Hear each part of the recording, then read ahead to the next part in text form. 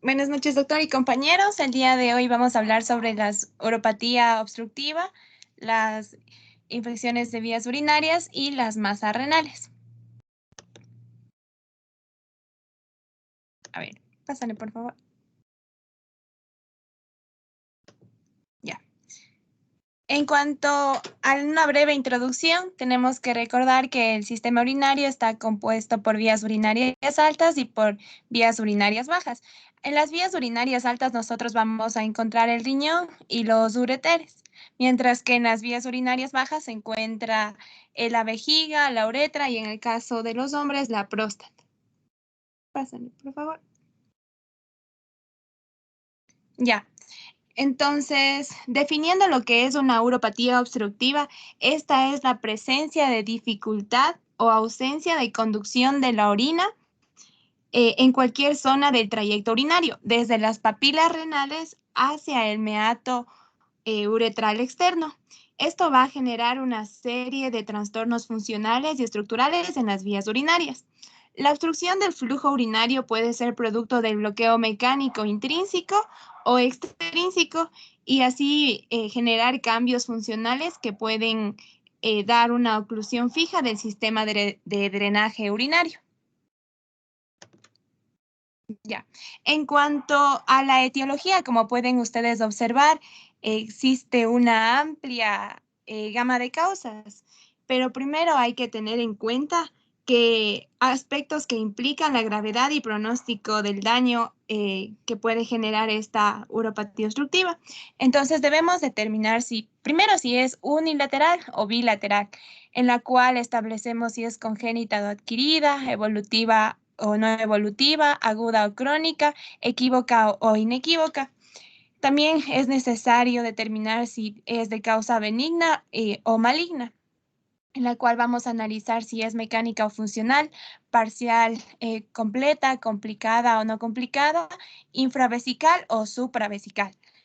Ahora, como ya les dije, existe una gran cantidad de causas, por lo cual vamos a analizar empezando desde el riñón, en la cual vamos a encontrar causas congénitas, como es el síndrome de unión pielo-ureteral, riñones poliquísticos, quistes peripiélicos, tumorales, como tumores del parénquima renal, carcinoma transicional renal, mieloma múltiple, causas inflamatorias, como es la tuberculosis o enfermedades parasitarias, y otras en las que encontramos la litiasis, la papilitis, el aneurisma de la arteria renal y los traumatismos.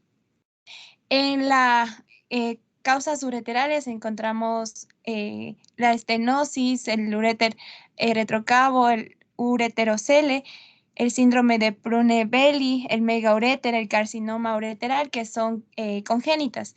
En las causas tumorales tenemos los carcinomas metastásicos, tumores retroperitoneales pélvicos, la tuberculosis, ureteritis quística.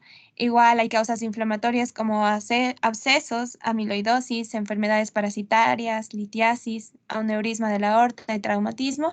Y entre otros que están la fibrosis o lesiones post-radioterapia. En la vejiga y en la uretra tenemos las valvas uretrales posteriores, hidrocolpos, la fimosis, en los tumorales los diversos carcinomas, en inflamatorias los abscesos paraureteral, prostatitis, y en otras tenemos la vejiga neurógena, la litiasis vesical, la litiasis ureteral y la estenosis de la uretra. Como ven, son varias, así que vamos a abarcar las principales. Ya. Primero vamos a iniciar hablando de la estenosis ureteropélvica. Esta es una obstrucción de las vías urinarias localizadas entre la unión del pielón y los primeros centímetros del ureter. En este caso se va a producir una disfunción en la unión y generalmente va a ser de origen congénito. Se explica que existe un defecto de la fusión entre los dos primordios embrionarios y un defecto en la sustitución de las fibras musculares circulares ureterales. Nos decía que esta patología va a afectar generalmente en gran mayoría a los varones y con más frecuencia en el lado izquierdo. Y algo interesante es que no necesariamente porque sea congénito va a aparecer los primeros días de nacimiento, sino puede manifestarse en la edad adulta. Ya, en la imagen podemos observar nosotros claramente que está afectado el riñón izquierdo, en la que el círculo rojo está señalando, en este caso, la estenosis ureteropélvica, y podemos observar una dilatación de la pelvis renal con presencia de hidronefrosis. Ya. En una uroTAC igual vamos a encontrar las mismas manifestaciones. Podemos ver aquí, en este caso, el riñón izquierdo que está dilatado, tanto las papilas renales como la pelvis renal. Igual en esta uroTAC que se encuentra en 3D. Aquí en este corte axial podemos observar el riñón con hidronefrosis. Ya. En cuanto a la ecografía renal, aquí podemos observar la papila renal dilatada y llena de agua, mientras que el parénquima renal se encuentra normal. En este caso corresponde a un riñón derecho. En una uroresonancia magnética, igual vamos a identificar la hidronefrosis. Otro examen que también se aplica es la gammagrafía renal. Esta, como ya nos explicaron en la exposición anterior, se utilizaba para medir la función del riñón. En este caso podemos observar que existe una ausencia del vaciado del riñón derecho, a pesar de que se ha inyectado furosemida. Ya. Ahora hablando sobre el ureterocele, esta va a ser una dilatación quística congénita de la porción submucosa distal del uréter, es decir, de la porción que va a encontrarse intravesical. Esta puede ser unilateral o bilateral. Esta se va a clasificar en dos tipos. Puede ser simple cuando solo encontramos el ureterocele dentro de la vejiga, y también puede clasificarse en ectópico si el ureterocele se extiende hacia el cuello de la vejiga o hacia la uretra posterior. El origen de este nos decía que se da por una ruptura retardada o una canalización incompleta de una membrana que divide al conducto de Wolf en el seno urogenital. O también puede darse por una deficiencia intrínseca del componente muscular del uréter distal. Ya. En esta urografía podemos observar algo muy interesante que varios radiólogos nos dicen como una serpiente. ¿Por qué? Porque al final en el uréter distal va a existir una dilatación que asemeja a una cabeza de la serpiente, como se puede observar en la imagen. Entonces, en este caso, el signo de ureterocele en la urografía intravenosa, vamos a encontrar una dilatación del extremo inferior y pues, se puede ver con una densidad redondeada u ovalada, como también podemos observar en esta imagen. En esta uroTAC igual vemos cómo el uréter se encuentra muy distendido, y en este caso hay algo interesante que se encuentra acá. Encontramos un doble sistema excretor, que también es una de las etiologías para que se dé un ureterocele. Y aquí igual encontramos bien distendida la parte final del uréter. E igual también podemos observar casi lo mismo en esta eh, tomografía. Pásale, por favor. Ya. Algo interesante que también hay que tener en cuenta es que se puede diagnosticar mediante una ecografía prenatal. En esta imagen nosotros observamos hidronefrosis bilateral, y también en la de acá vemos la flecha blanca está señalando al uréter distendido dentro de la vejiga, es esta membranita de aquí. Ya. Igual podemos usar una ecografía vesical. Esta igual permite ver el ureterocele que corresponde a esta flecha azul y que se encuentra dentro de la luz vesical, y la dilatación del uréter distal que señala en la flecha roja. Ya. En cuanto al uréter retrócavo, también se le conoce como vena cava preureteral o uréter circúncavo. En este caso, es una anomalía congénita igual, que es muy rara, en la que el uréter va a pasar por detrás de la vena cava inferior y en sí va a producir una alteración en el desarrollo vascular y también ureteral. En este caso, generalmente va a afectar al uréter del lado derecho en la mayor parte de casos. Y lo que va a caracterizarle aquí es que va a tomar una forma de una J, y que a muchos lo reconocen así. En este caso, igual el uréter va a ir por detrás de la vena cava, se retuerce, como se puede ver más esquemáticamente en este gráfico, y luego retoma su curso normal en dirección distal hacia la vejiga. Ya. En esta imagen, en esta urografía, podemos ver lo que les mencionaba, es una J invertida. También se puede utilizar una tomografía. Aquí vamos a ver con mayor precisión cómo existe, cómo pasa el uréter por detrás de la vena. Acá igual en un corte axial de la tomografía, aquí se localiza el uréter y acá estaría la vena cava inferior. Ya, en el caso de la ecografía, esta no se la utiliza mucho, pero en este caso, en esta imagen, nosotros podemos observar una ecografía urinaria derecha que está establecida hasta la región lumbar media. En este caso, podemos identificar el trayecto tortuoso en la porción proximal del uréter. En el estudio de gammagrafía renal mediante MAG3 podemos identificar igual que existe una obstrucción del riñón derecho. Ya. En cuanto al megauréter, esta es una dilatación igual congénita que puede estar localizada en la parte proximal, situándose alrededor del uréter terminal. Ya. En este caso, se va a existir una manifestación de una terminación filiforme, como se puede identificar en esta eh, urografía. Podemos encontrar aquí y ver claramente cómo el uréter se encuentra bien distendido. Ya.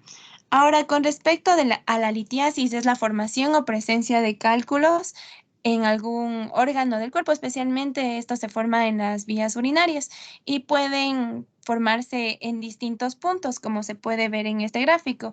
Pueden estar en los cálices, en la papila, en la pelvis, en la vejiga o situarse durante el trayecto del uréter.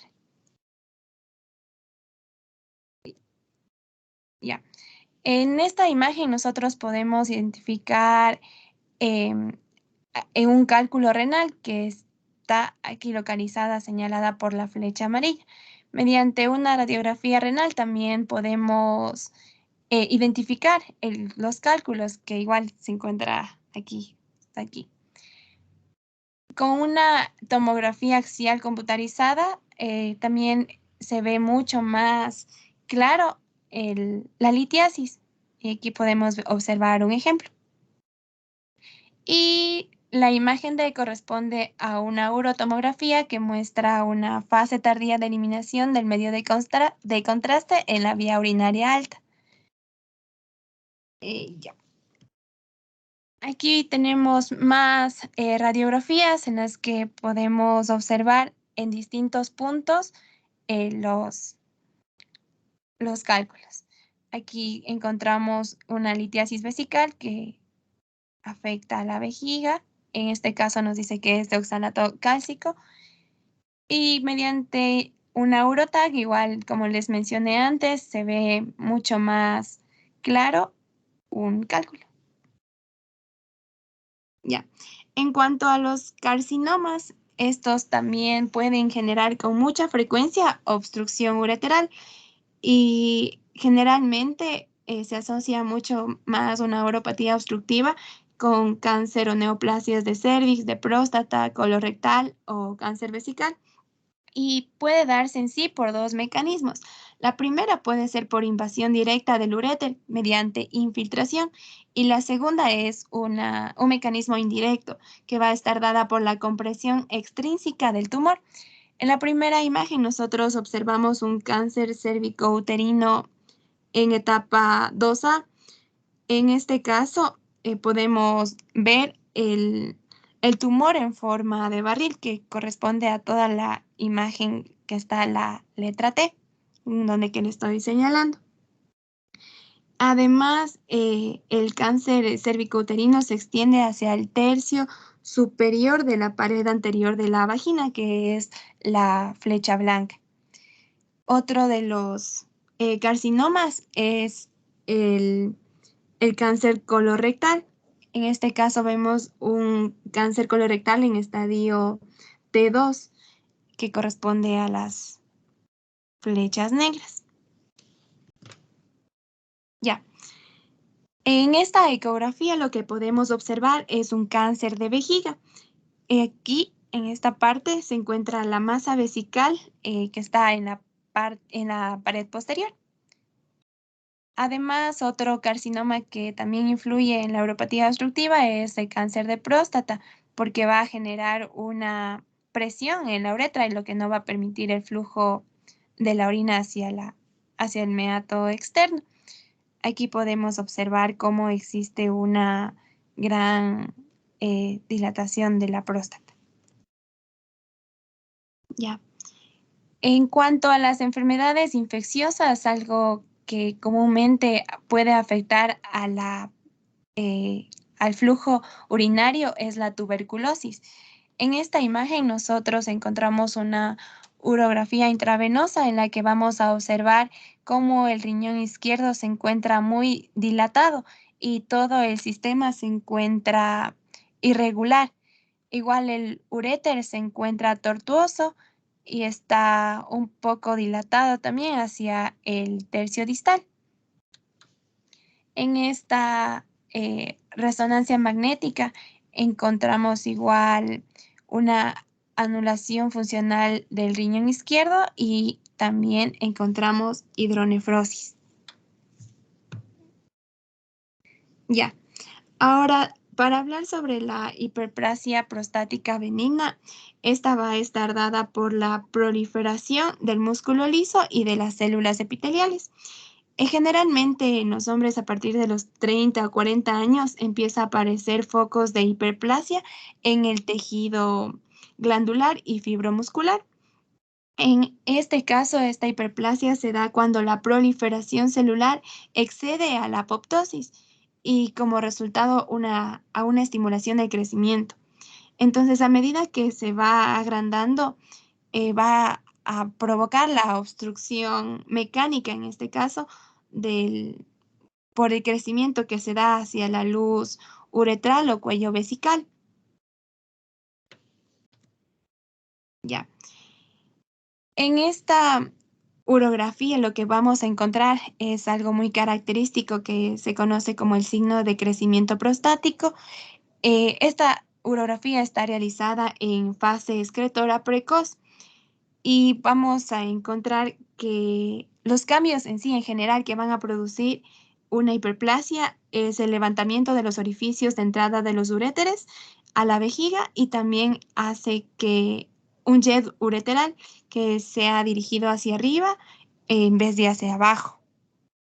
Entonces aquí podemos ver cómo se levanta el suelo vesical, que es esta flecha negra, mientras que las flechas rojas básicamente es la alteración de las entradas de los ureteres.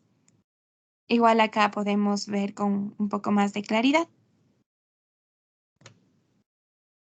Ya. Otro examen utilizado es una ecografía. En este caso, igual podemos observar las dimensiones exageradas de la próstata y esta nos permite incluso determinar con más especificidad las dimensiones y ver en qué grado de hipertrofia está. Igual acá podemos observar lo mismo, cómo se encuentra hiperplásica. Ya. En cuanto a las válvulas de la uretra posterior, estas van a ser la causa más frecuente de obstrucción congénita en el tracto de la salida de la vejiga.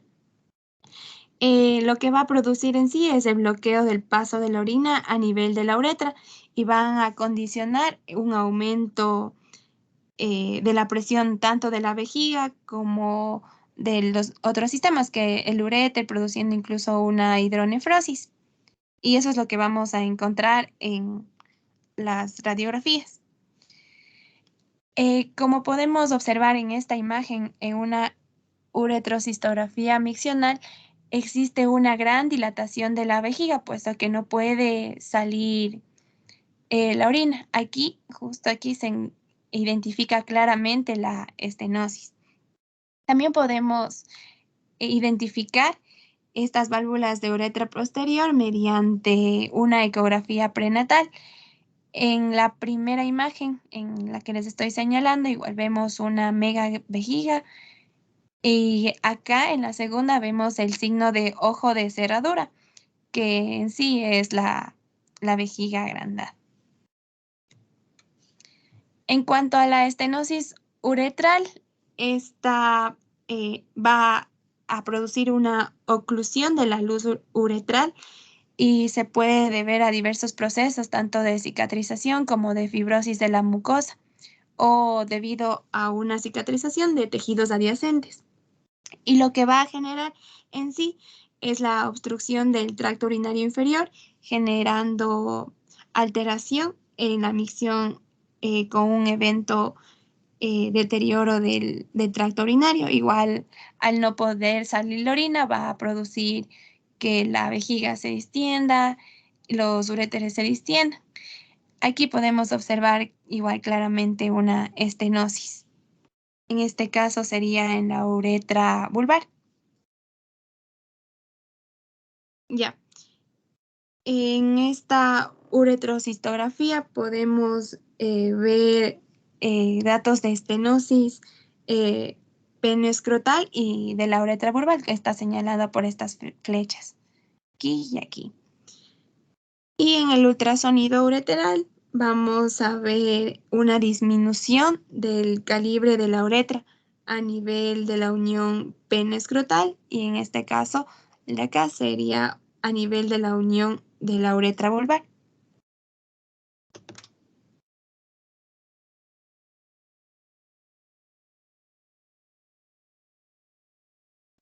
Bueno, y a continuación les voy a hablar sobre la infección de las vías urinarias. Empezamos definiendo qué es la infección de las vías urinarias.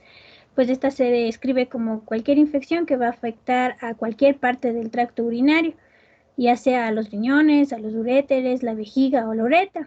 Estas infecciones son de gran prevalencia y pueden estar afectando a cualquier persona en cualquier rango de edad y en cualquier género. Dentro de la clasificación según la anatomía de la infección de las vías urinarias, tenemos la pielonefritis, que va a estar afectando a las vías urinarias altas, y a las vías urinarias bajas, que vamos a encontrar lo que es la cistitis, la uretritis y la prostatitis. Vamos a ir definiendo cada una de estas y observando los estudios de imagen que se pueden realizar.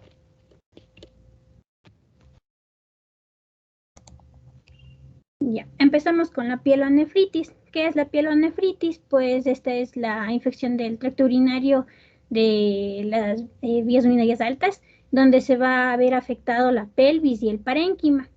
Esto puede estar afectando a mujeres sanas, que no sean gestantes, que tengan un tracto genitourinario anatómico y funcionalmente normal. Se estima que se pueden presentar en alrededor del mundo de 10,5 a 25 millones de casos, siendo el origen de estas pielonefritis el 10% las bacteremias. Tenemos varios factores de riesgo, como podemos observar, ya son la diabetes, el SIDA, enfermedades congénitas o adquiridas. En cuanto a la clínica, tenemos un dolor en las fosas, tenemos malestar, fiebre, náuseas, vómitos, y los principales organismos que van a estar ocasionando esta pielonefritis está la Escherichia coli uropatógena, la Klebsiella pneumoniae, Staphylococcus aureus, Enterococcus, Proteus, entre otros. Y van a haber factores de virulencia específicos de esta Escherichia coli uropatógena, como por ejemplo las adhesinas, toxinas, sideróforos o el flagelo. Y vamos a tener algunos tipos de pielonefritis, por ejemplo la pielonefritis aguda, que esta se puede diagnosticar mediante la ecografía. En la ecografía renal simple se puede observar un aumento en la ecogenicidad y una pérdida en la diferenciación del polo superior del riñón, en este caso del riñón derecho. Aquí podemos ver la pérdida de la diferenciación córtico-medular. Y se puede realizar también ecografías Doppler, en donde se va a valorar principalmente lo que es la vascularización del parénquima. En el caso de la pielonefritis aguda, el riñón va a verse aumentado de tamaño y se presenta un aumento de flujo intrarenal. En este caso tenemos que se puede apreciar una zona con mayor ecogenicidad y existe una disminución del flujo sanguíneo. También se puede realizar lo que es la gamografía renal. En esta se va a manifestar la ausencia o la disminución de la captación del DMCA, que suele localizarse por lo general en los polos superiores, o puede haberse afectado todo el parénquima renal. Aquí la captación disminuida de este DMCA se debe a una respuesta inflamatoria local que puede dar lugar a comprometer a lo que es la vasculatura y causar un edema intersticial. También se puede realizar lo que son tomografías sin contraste y tomografías con contraste. Dentro de las tomografías sin contraste, nosotros podemos visualizar lo que son zonas afectadas que pueden tener una atenuación normal o menor en el caso de que existe edema, o si es que hay hemorragia puede ser mayor.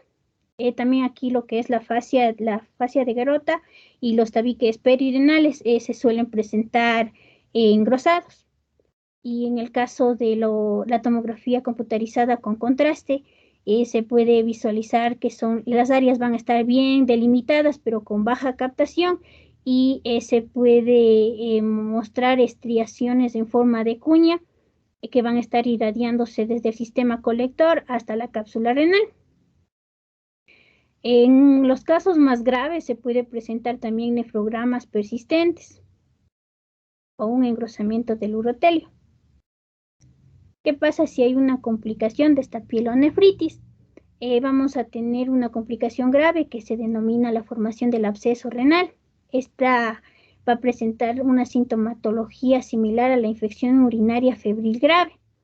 Dentro de los hallazgos radiológicos en ecografía, vamos a tener un efecto de masa hipercoico que va a estar con los bordes mal definidos y puede presentarse un edema en el parénquima adyacente. Tenemos también que se puede realizar lo que es una tomografía computarizada, en donde lo que se va a visualizar es una masa hipoatenuante con una captación anular del contraste. Aquí vamos a tener que vamos a encontrar una lesión heterogénea con una densidad entre líquido y sólido, con presencia de gas entre la cápsula renal y la corteza.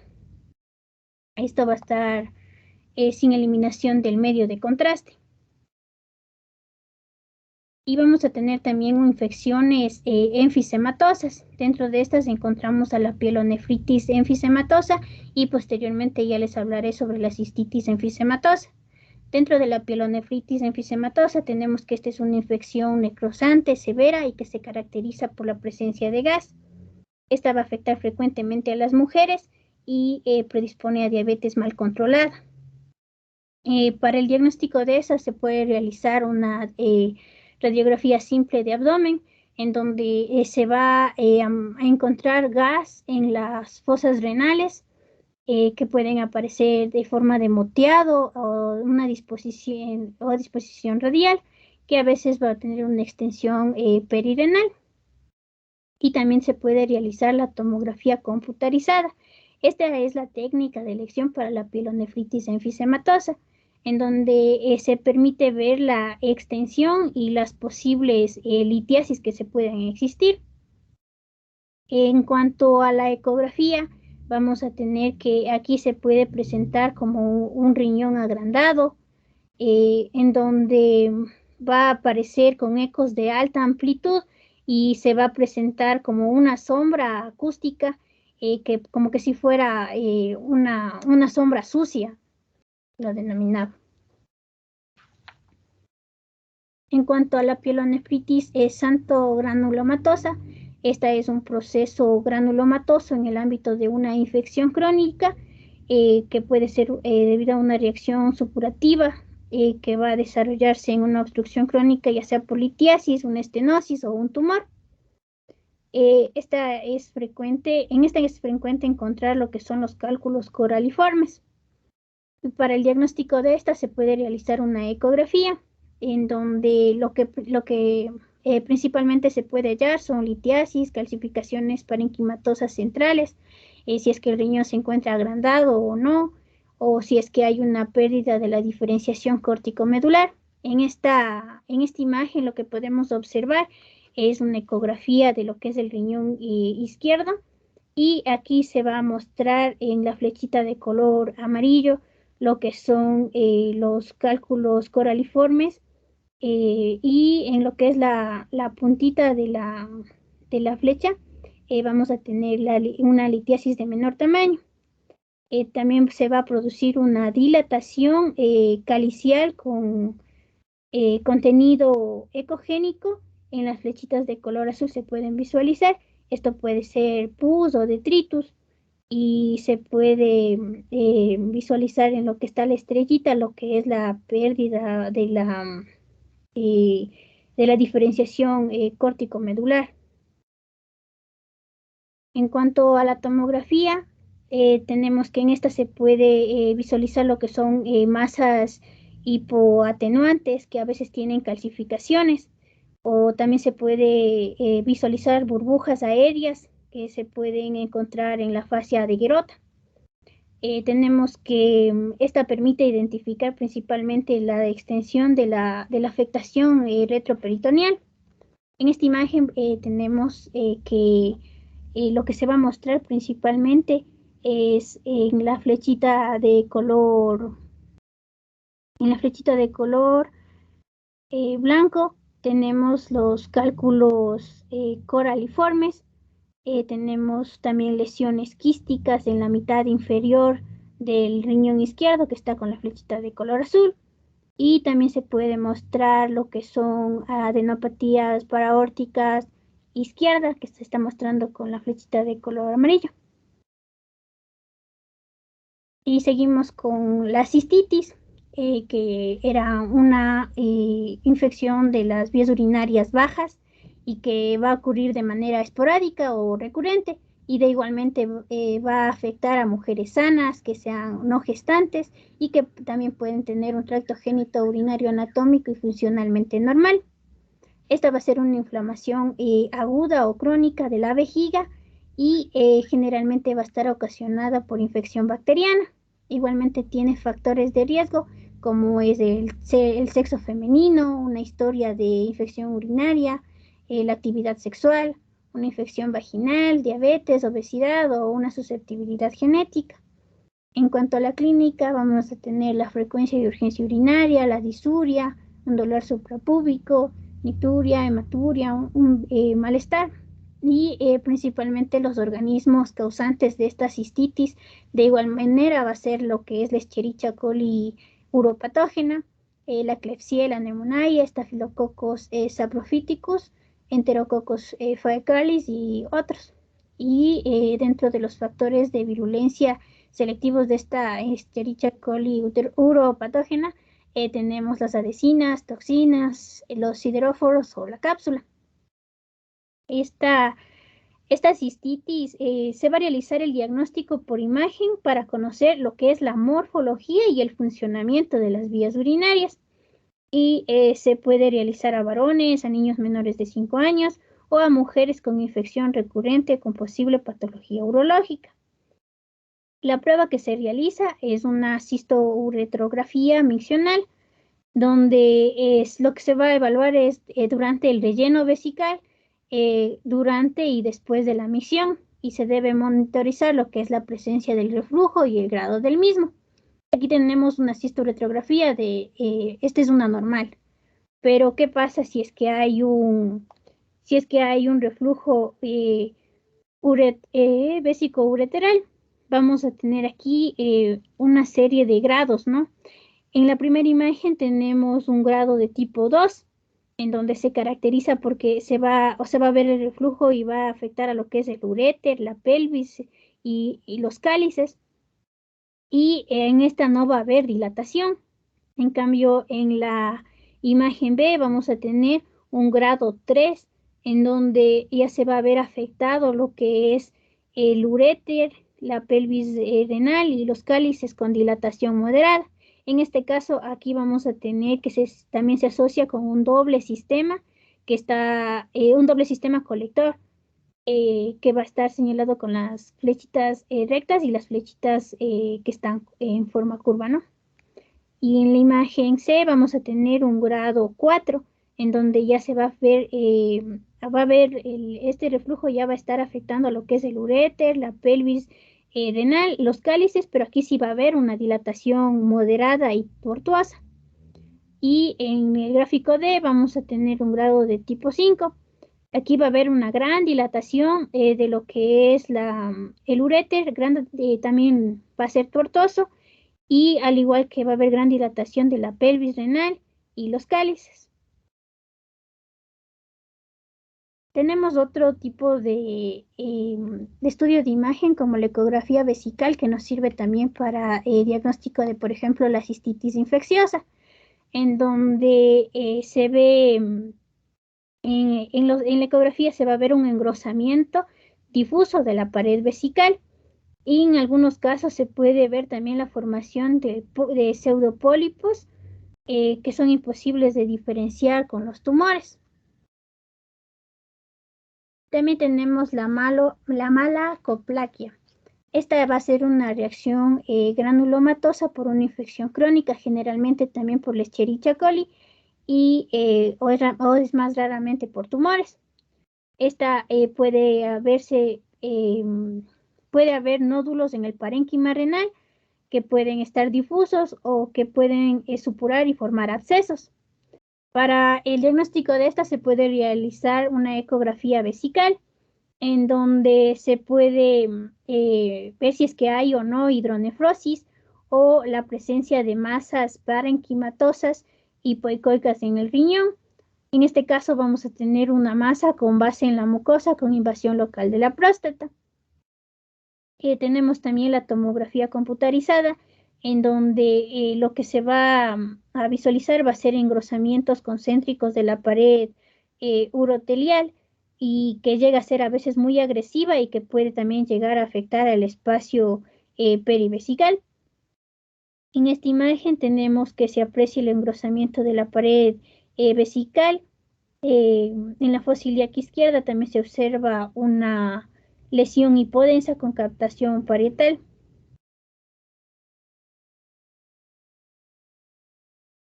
Y tenemos a la cistitis enfisematosa. Esta va a afectar principalmente a lo que es la pared vesical, a los tejidos blandos paravesicales y también como complicación de un proceso infeccioso en el tracto urinario inferior. Esta se caracteriza principalmente por la presencia de gas en la luz o en la pared vesical. Para su diagnóstico se puede utilizar una radiografía simple, en donde lo que se va a mostrar principalmente va a ser un gas intraluminal submucoso en la vejiga. El aire va a estar adyacente a la superficie mucosa y esta se va a encontrar engrosada, irregular y puede también tener una apariencia de empedrado. En esta imagen podemos observar el hueco pélvico con una presencia de un halo circunscrito a la topografía vesical que va a tener densidad de gas. En cuanto a la ecografía, vamos a tener principalmente aquí que la pared vesical va a encontrarse engrosada y también se van a encontrar ecos con sombra sucia. En cuanto a la tomografía computarizada, vamos a tener que esta va a ser la técnica más sensible y que se va a poder observar las burbujas de gas. En esta imagen tenemos que se observa en la superficie uroterial de la vejiga lo que es una neumatosis parietal que se está señalando con esta flechita de aquí. Y también se puede observar lo que es un divertículo vesical que contiene gas en sus paredes, en la parte de aquí. Y la uretritis. Bueno, en la uretritis, esta es una infección igualmente de transmisión sexual. Esta es una inflamación de la uretra.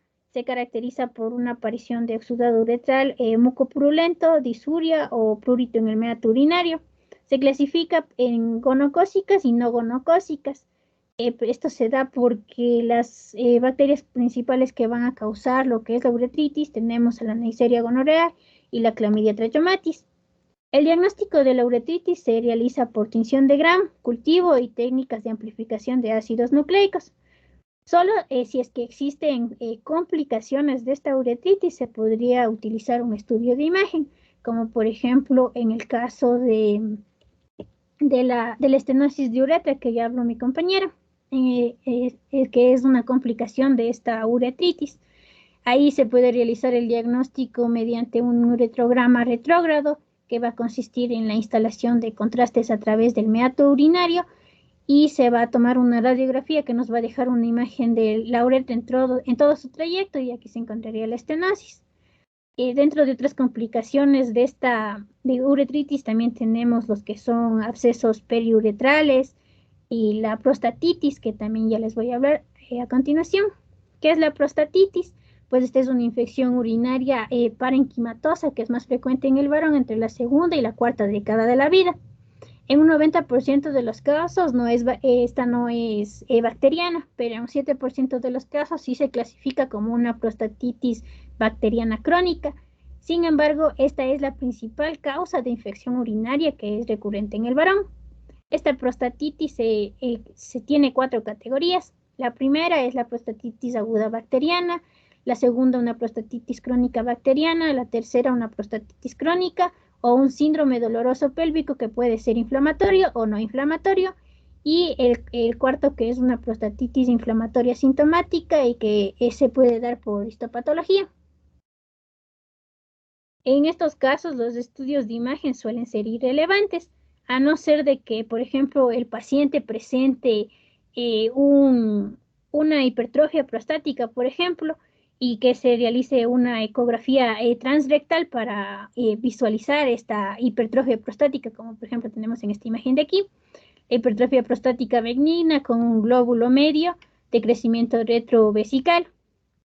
Y esta ecografía transrectal y la tomografía computarizada suelen ser útiles para evidenciar cálculos o abscesos prostáticos. En esta imagen, por ejemplo, tenemos áreas hipodensas intraprostáticas que son compatibles con abscesos prostáticos. Algo que me olvidé de mencionar era que la prostatitis bacteriana crónica el 80% de los casos se presenta por Escherichia coli y un 20% restante va a presentarse por Klebsiella, por Proteus, por Pseudomonas aeruginosa o Staphylococcus aureus.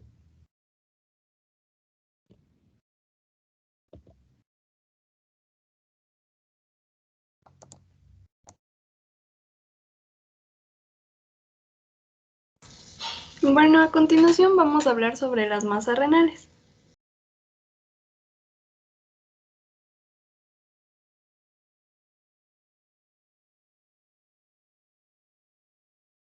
Ya las masas renales se consideran como lesiones ocupantes de espacio en el parénquima renal o en el sistema colector alto, con independencia tanto de su tamaño y su etiología. Entonces, las masas renales van a tener una clasificación, como es un tumor renal benigno, un tumor renal maligno o una masa renal pequeña. Cámara, por favor. Entre los métodos de diagnóstico más importantes y los que con más frecuencia se utilizan son la ecografía, la tomografía computarizada y la resonancia magnética. Bueno, vamos a comenzar hablando sobre los quistes renales. Este es un hallazgo muy frecuente tanto en la tomografía computarizada como en la ecografía del abdomen, y se observa que en más de la mitad de los pacientes mayores de 55 años. Entonces, para hablar, vamos primero a mencionar el quiste renal simple, que en la tomografía computarizada va a presentar bordes bien definidos y tiene una densidad de agua de menos 10 a 20 unidades de Helmholtz, y no captan contraste. En cambio, en la ecografía son masas son masas sin eco, o sea, anecoicas, y tienen bordes bien definidos y una configuración redondeada u oval. Siguiente, por favor. Entonces, aquí vamos a ver una tomografía. En la imagen A, una tomografía computarizada axial. En esta imagen es correspondiente a una quiste renal simple, como vemos en el riñón derecho, en el borde, en el polo superior del riñón derecho. Este quiste va a presentar una densidad homogénea y, como vemos, está bien delimitado. En cambio, en la ecografía también vemos una zona anecoica, que es característico en el quiste renal simple. Siguiente, por favor. Ahora, para la evaluación de las distintas lesiones quísticas, se utiliza la clasificación de Bosnaik. En este vamos a tener 4 tipos diferentes de lesiones quísticas y van a tener distintas características según el método diagnóstico utilizado. Entonces, en el tipo 1 es el característico del quiste renal simple, y como vemos en la ecografía va a estar caracterizado porque presenta una pared fina, el contenido es anecoico, o sea, no hay ecos, sin septos, ni calcificaciones, ni ningún componente sólido, y tras la administración del contraste no se observa ningún realce. En la imagen derecha también se ve aquí una zona anecoica bien delimitada. Siguiente. Con respecto a la tomografía computarizada, igual en el tipo 1, este va a tener un contenido de densidad agua homogéneo, el cual va a estar bien delimitado y va a presentar una pared fina y lisa. Igual este va a seguir teniendo una ausencia de septos, calcificaciones y componentes sólidos, y no presenta ningún realce a la administración del medio de contraste iodado. Como vemos en la imagen, igual en el riñón izquierdo, en cambio, vemos una zona bien delimitada y el cual es homogénea. Tanto en las fases, como vemos, no cambia. Antes del contraste se ve homogéneo, pero aún así, tras la administración del medio de contraste, sigue conservando la homogeneidad y no hay ningún realce. Siguiente, por favor. Ahora, en la resonancia magnética va a haber una intensidad de señal homogénea hipointensa en las secuencias T1. A diferencia de las secuencias, como vemos en la T1, se va a ver hipointensa. A diferencia de las secuencias de tipo 2, en la cual se van a ver en cambio hiperintensas. Y va a haber una ausencia del realce paramagnético, igual tras la administración de una contraste. Con respecto a las lesiones quísticas de tipo 1, su clasificación sería como quiste simple benigno y no va a requerir ningún tipo de evaluación posterior. Bien. Ahora, en cambio, en el tipo 2, en la ecografía, son quistes que pueden presentar algunos septos. Como vemos en la imagen izquierda, es un quiste Bosniak tipo 2, y en la flecha que se está señalando blanca se ve un septo fino. Igual, tras la administración del contraste intravenoso, este puede mostrar un tenue realce de los septos, pero muchas veces solo es percibible y no medible.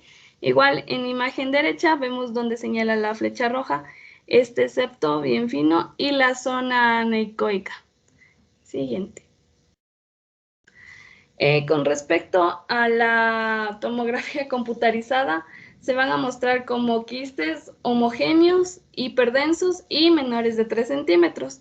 En estas también se pueden presentar septos finos, calcificaciones lineales continuas o discontinuas y lesiones igual densas o homogéneas, pero tampoco tras la administración del contraste iodado va a presentar algún realce. Como vemos, en imagen derecha es una secuencia donde está sin contraste y después tras la administración del contraste no muestra ningún realce. Igual en la imagen izquierda se ve aquí el quiste hiperdenso. Siguiente, por favor. En cambio, con la resonancia magnética, esta se va a ver como una lesión quística que puede presentar 1 o 2 septos, pero van a tener un espesor menor a 1 milímetro y pueden presentar pequeñas calcificaciones en las paredes o septos. En general presentan un diámetro igual o menor a 3 centímetros y no se refuerzan tras el post-contraste. Como vemos en la imagen izquierda, esta es una resonancia magnética en T2, donde vemos que está hiperintensa y como señala la flecha roja se va a ver un septo fino. Aquí en cambio vamos a ver en la derecha una resonancia magnética en T1 y vamos a ver igual en la flecha roja el septo fino. Siguiente. En el tipo 2 también se presenta otra clasificación que es el 2F. Igual son quistes homogéneos y hiperdensos, pero van a ser mayores a 3 centímetros y pueden o no ser completamente intrarrenales. Igual no se realzan tras la administración del contraste intravenoso y estos sí presentan múltiples septos finos con calcificaciones gruesas o nodulares y puede haber un suave refuerzo de pared y septos tras la administración del contraste. En imagen izquierda vemos una tomografía computarizada que muestra la imagen quística con una calcificación de la pared, como ven. Y también tras el contraste, como vemos, aquí también se presenta una zona hiperdensa y aquí en la tomografía podemos ver los distintos septos que se están visualizando. Siguiente. En la ecografía, en cambio, se van a ver quistes que presentan múltiples septos finos de un mínimo engrosamiento, como vemos en imagen, y calcificaciones gruesas o nodulares, que tras la administración de un contraste pueden tener un tenue realce de estos septos, pero igual solo son percibibles y no medibles. En cuanto a la evaluación de este tipo de lesión quística 2F, presenta un 5% de probabilidad de malignidad y este ya requiere un seguimiento cada 6 meses el primer año y un seguimiento anual durante 3 a 5 años. Siguiente. Ahora en el tipo 3, en ecografía vamos a ver que ya son quistes que contienen un engrosamiento irregular parietal o septal y que tras la administración de contraste intravenoso ya van a presentar el realce parietal y septal. En la imagen podemos ver una ecografía de un quiste renal que ya presenta lobulaciones, como vemos aquí. Y también ya junto con con ecografía Doppler ya sale positiva a nivel de tanto tabiques y pared. Sí. En cuanto a la tomografía computarizada y la resonancia magnética, estos ya van a presentar un engrosamiento liso o irregulares en las paredes y los septos. y van a ser intraquísticos con una existencia de realce tras la administración de contraste.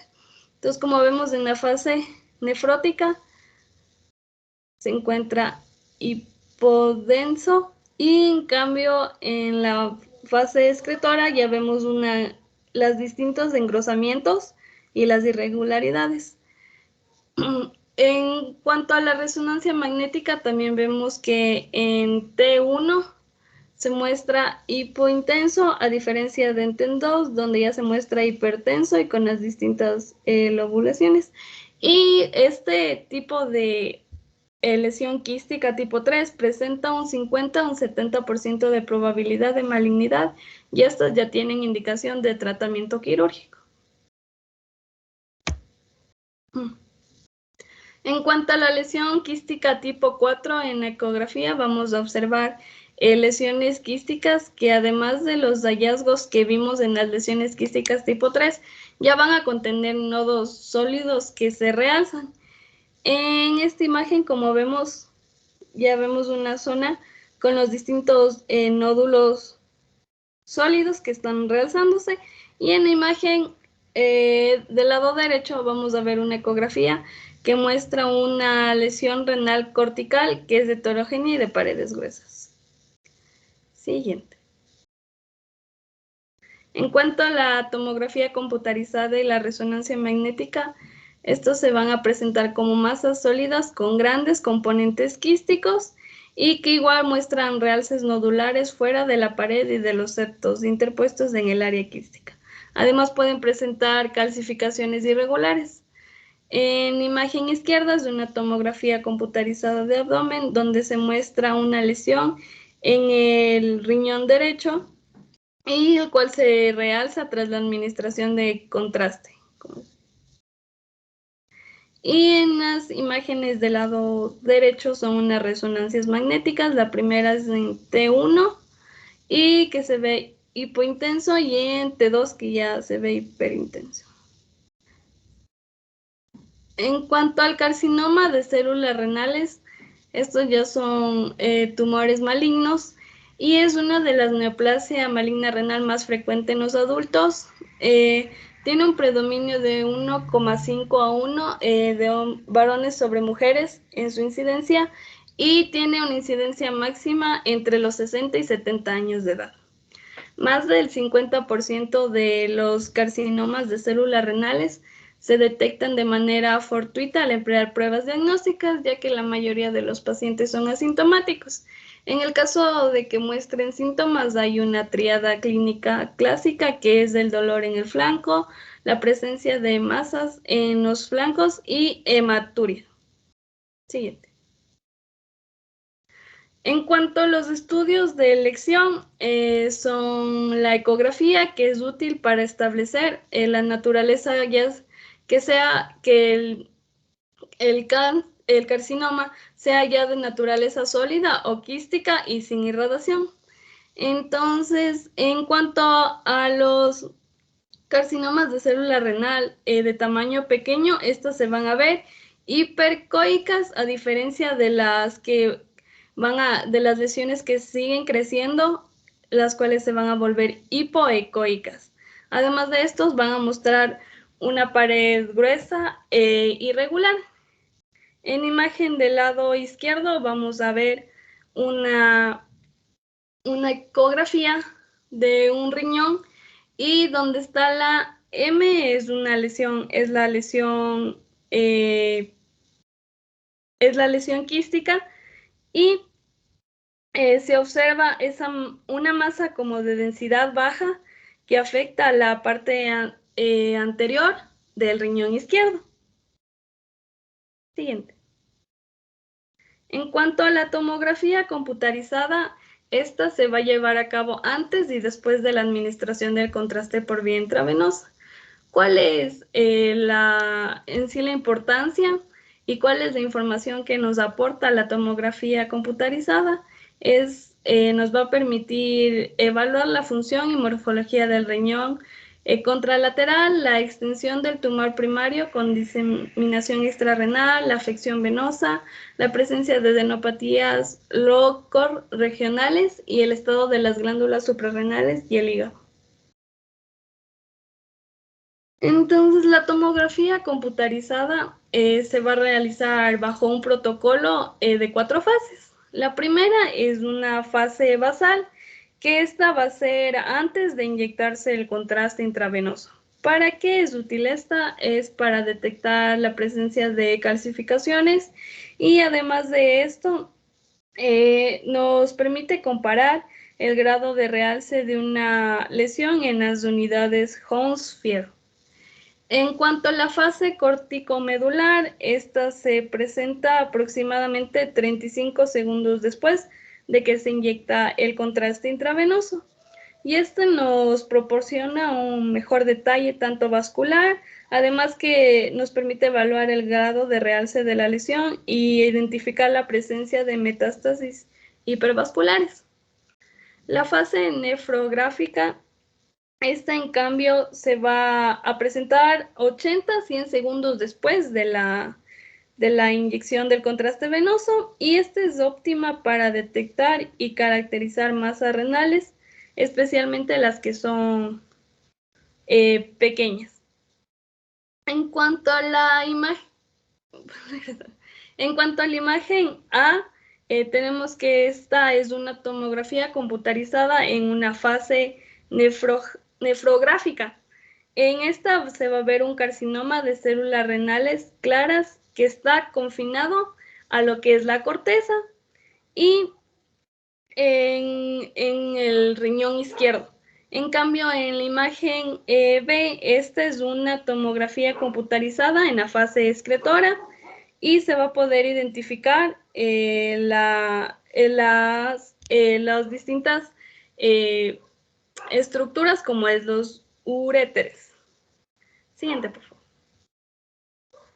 En cuanto al cáncer de próstata, esta es una neoplasia maligna más frecuente en hombres y que supera al cáncer pulmonar y del colon. En 70% de los cánceres de próstata se diagnostica en varones mayores de 65 años de edad y el tumor nace del epitelio acinar y conductual de la glándula y puede variar considerablemente en su diferenciación glandular, anaplasia y comportamiento. Entonces, en cuanto a la utilidad e indicación de los estudios de imágenes, debemos saber que va a haber distintos estudios de imagen que van a servir tanto para el diagnóstico y otros van a ser útiles para la estadificación.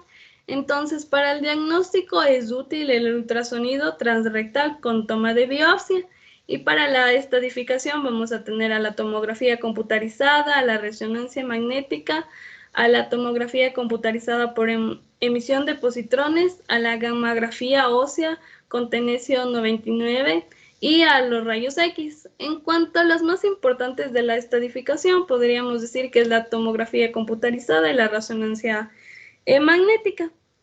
En cuanto a la... ¿Puedes regresarle, por favor?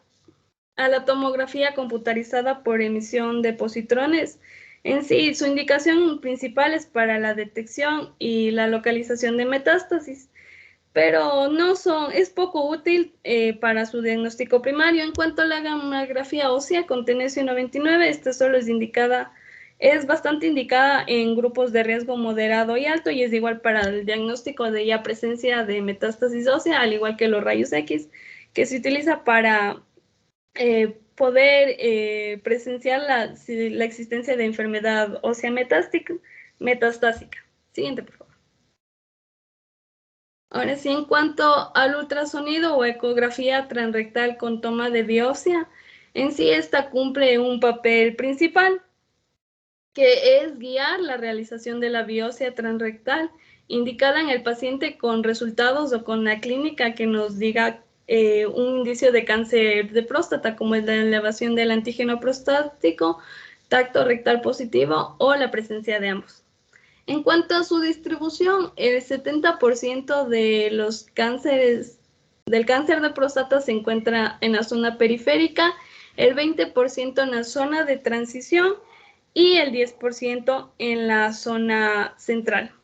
Y en caso de que la lesión se encuentre en la zona periférica, en el ultrasonido se van a observar hipoecoicos en el 60 al 70% de los casos, siendo el más común, y en el 30-40% de los casos de forma isoecoica, y en el 1 al 5% en forma hiperecoica. En cuanto a las imágenes, en imagen A es un ultrasonido que en transrectal en escala de grises, y esto se va a ver, aquí se va a poder ver lo que es el cáncer de próstata. En cuanto a la imagen B, ya es con aplicación de Doppler, y ya se va a identificar un nódulo ovoide de ecotextura heterogénea. Además de eso, se va a ver ya el lecho quirúrgico con estructuras vasculares tortuosas, que es lo del Doppler. Siguiente. Entonces aquí podemos observar más imágenes sobre el ultrasonido transrectal. En esta vamos a ver, en donde señala la flecha, un nódulo hipoecoico medial en la zona periférica, el cual se va a distinguir de la hiperecogenicidad homogénea normal. Como vemos, aquí se ve hipoecoico, y aquí ya está la hiperecogenicidad alrededor. En cambio, en la imagen B, tanto en imagen B como en imagen C, ya se va a presentar una lesión hipoecoica contigua a la cápsula de la zona periférica derecha, y en la imagen C podemos ver que ya está una vascularización periférica tras la realización del Doppler. En cuanto a la imagen D y E, esta es igual una lesión focal hipoecoica, pero ya tiene márgenes irregulares. Y además de esto, en la imagen E, ya tras realizar el Doppler, se puede observar que hay un incremento de la vascularidad, como podemos ver. Siguiente. En cuanto a la tomografía computarizada, es una indicación óptima en pacientes del grupo de riesgo alto, y es útil para demostrar el compromiso de los nódulos linfáticos regionales o metástasis distantes. Entonces, en una tomografía computarizada vamos a poder evaluar los signos de extensión extracapsular, que son la obliteración del plano graso periprostático, el refuerzo normal del paquete neurovascular y adyacente. Además de eso, cuando realizamos una tomografía computarizada debemos evaluar tanto el contorno, la forma, la arquitectura interna y el comportamiento con el medio de contraste, y la presencia de adenopatías dentro y fuera de la pelvis menor. En cuanto a la imagen A, es una tomografía computarizada abdominopélvica en fase simple, y este es un corte transversal en el cual se muestra a la próstata, que tiene una apariencia heterogénica y tiene una pérdida de su anatomía normal. En cuanto a la imagen B, esta va a ser un corte coronal y se va a ver una heterogeneidad intraprostática con el óvulo medio prostático que protruye al interior de la vejiga. Siguiente. En cuanto a la resonancia magnética, este es un estudio de elección para la evaluación de la próstata, debido a su alto contraste en los tejidos blandos y por su capacidad para mostrar los detalles de la próstata. Entonces, en la secuencia T1 podemos analizar la detección tanto de hemorragia por postbiopsia, la evaluación del contorno de la próstata y del trayecto de los paquetes neurovasculares. Además, podemos evaluar las áreas de señal anormalmente disminuidas en el contexto de una zona periférica normalmente hiperintensa. Entonces, en imagen A, se puede observar una lesión hipointensa, que es del lado izquierdo. Además de esto, va a tener márgenes irregulares y va a afectar en sí a la zona periférica. En cuanto a la imagen B y C, en esta ya se va a poder ver una pérdida de la integridad de la cápsula, principalmente izquierda, y se observa cómo hay una integridad conservada de la cápsula derecha. Siguiente. Gracias. Bueno, gracias a ustedes. Esta es la última charla. Les felicito. Sí, la mayoría de exposiciones, por no decir todas, pues tuvieron un gran nivel y eso es grato. Bueno, solo para terminar en relación a esta exposición, pues ya hablamos algo en la semana anterior, en donde un paciente ante sintomatología urinaria, pues el estudio de inicio es la ecografía. Si bien ciertas patologías se pueden ver en una radiografía simple de abdomen, eh, siempre va a ser complicado, pero como mencionaba la compañera, lo que podemos ver es eh, de inicio, pues unas sombras renales aumentadas de tamaño, presencia de imágenes de densidad cálcica a nivel de la proyección de los riñones y de los uréteres, ¿sí? Incluso esas imágenes de densidad cálcica que estaríamos pensando en litiasis, también se los puede ver en la cavidad pélvica, sobre todo en una vejiga distendida. A lo que se refirió la compañera, que es ver el gas tanto de los abscesos renales como de la cistitis enfisematosa, eso sí es un poco más complicado porque va a depender mucho de la cantidad de gas intestinal, ¿sí? Entonces no esperemos diagnosticar esas patologías que puedan contener gas con una placa de abdomen. Sí, cálculos renales, sí, tal vez aumento de tamaño que nos dé una guía sobre una eh, pielonefritis, una hidronefrosis ya grado 3 o incluso alguna lesión tumoral que esté aumentando el tamaño del riñón. Eso tal vez sí lo podamos ver. Pero igual, ante la duda o ante la sospecha, ecografía. En ecografía, esas imágenes que podríamos ver de gas en la placa de abdomen, pues lo que provocan en la ecografía es un efecto de reverberancia que se llama, ¿sí? Es decir, más o menos como que se nubla una zona de la imagen porque el gas es mal conductor del sonido, ¿sí? Entonces provoca esa reverberancia que se llama y no nos permite, o mejor dicho, nos permite tener idea de de que lo que está provocando eso, pues es el gas dentro del riñón o dentro de la pared de la vejiga.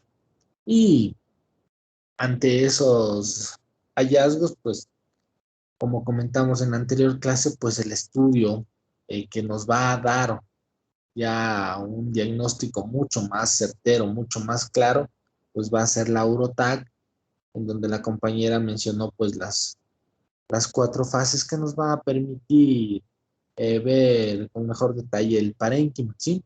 A veces se añade la, la fase arterial, que es un poco más temprana, antes de los 20 segundos, para pintar adecuadamente las estructuras vasculares, sobre todo las arterias, ¿sí? Poder definir mucho mejor las arterias. Pero en dependencia de lo que estemos buscando, y sobre todo si lo que queremos es estudiar el parénquima, pues con tener una fase córtico-medular y nefrográfica, pues nos ayuda a ese diagnóstico. Y si lo que queremos es valorar eh, sitio de obstrucción, pues lo que nos ayuda es la fase excretora, ¿sí?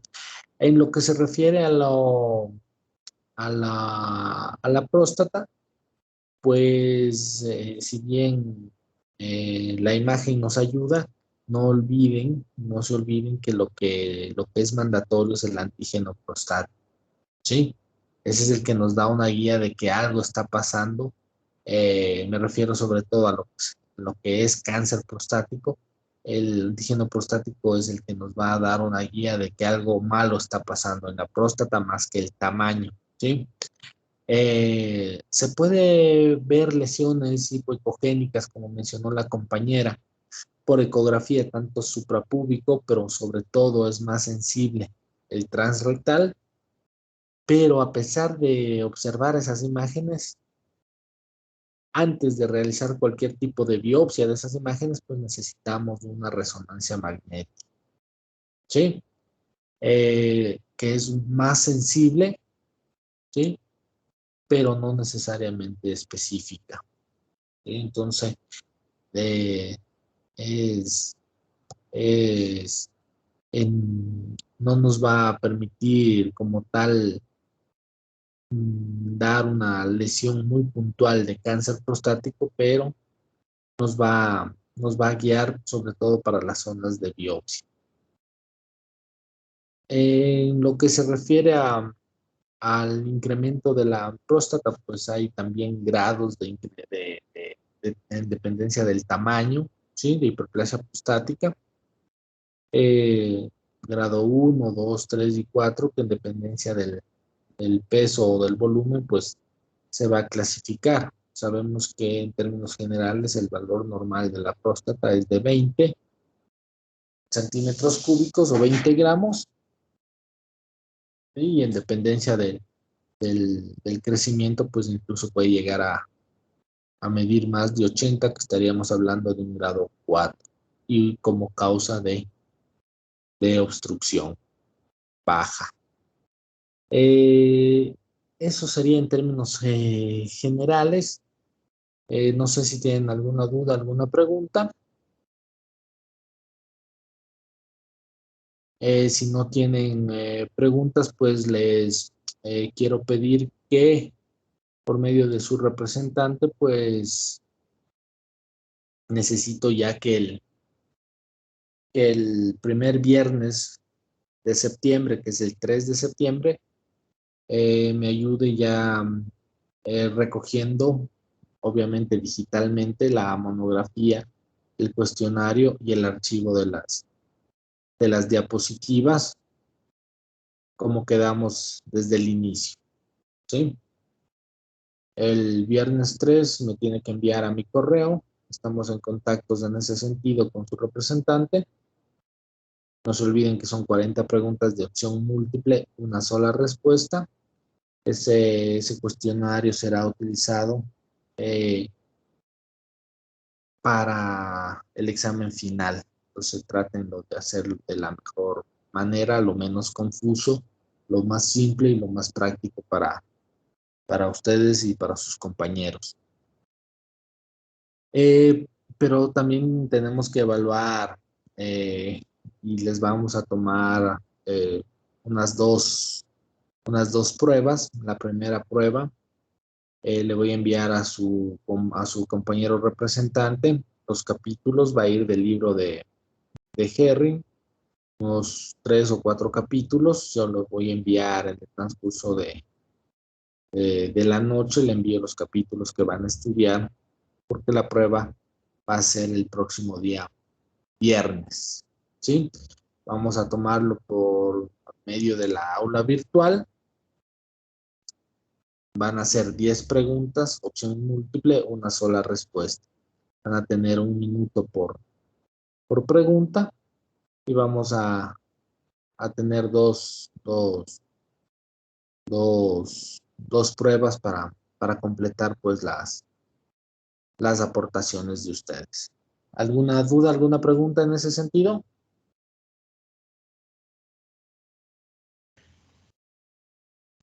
Doc, una pregunta. Dime. La segunda prueba, ¿para cuándo quedaría? O no sé si podemos quedarnos un ratito. Eso le estaba escribiendo a usted para conversar este tema de fechas y más o menos para ya tener coordinado eso y que no exista, digamos, algún problema después. No sé. A ver, la prueba es el siguiente viernes, ¿sí? El siguiente viernes, pues es el 27 de agosto, ¿sí? Y la siguiente prueba va a ser el 10 de septiembre, ¿sí? El viernes 3 de septiembre no les voy a tomar prueba ni vamos a tener clases porque ustedes me imagino que van a estar más preocupados en realizar los detalles últimos de la monografía y del cuestionario. Pero el viernes 10 de septiembre va a ir la próxima prueba. El 17 de septiembre les tomo el examen final, ¿sí? Y en dependencia de esas notas, pues si alguien necesitaría recuperar, pues recuperaríamos hasta el 24 de septiembre, ¿sí? No sé si tienen alguna otra duda.